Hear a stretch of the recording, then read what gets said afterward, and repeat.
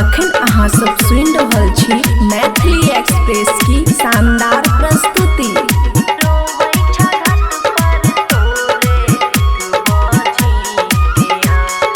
DJ Manish Raxaul.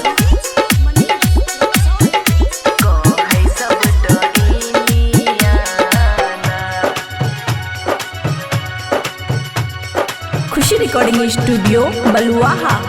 हे छठी माई रोबै छा घाट पर तोरे एक बझिनिया, कहै सब डोइनिया ना।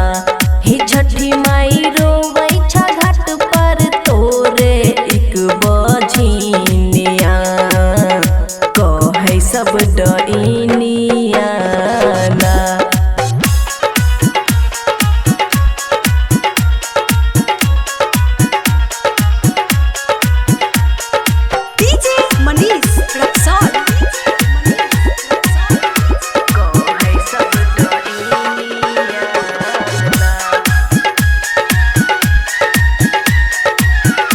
रिकॉर्डिंग स्टूडियो बलुआहा। हमर जियल भेलै काल, दे दा गोदिए में लाल। हमर जियल भेलै काल, दे दा गोदिए में लाल। हे छठी माई मारै छै ताना गोतिनिया, कहै सब बझिनिया ना। डीजे मनीष रक्सौल।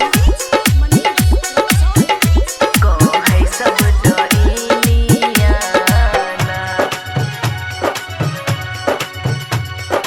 खुशी रिकॉर्डिंग स्टूडियो बलुआहा। अइलो तो हर दुआरी, अपन अचारा पसारी। अइलो तो हर दुआरी, अपन अचारा पसारी। हे माहे करै छी कल जोरी बिनितिया, कहै सब बझिनिया ना।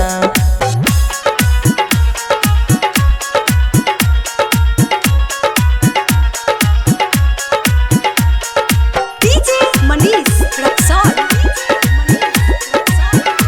कहै सब डोइनिया ना। खुशी रिकॉर्डिंग स्टूडियो बलुआहा।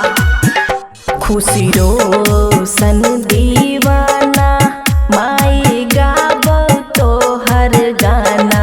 खुशी रोशन दीवाना, माई गाबो तोहर गाना। हे माहे गछै छी हम जोरा भैर कोइनिया, कहै सब बझिनिया ना।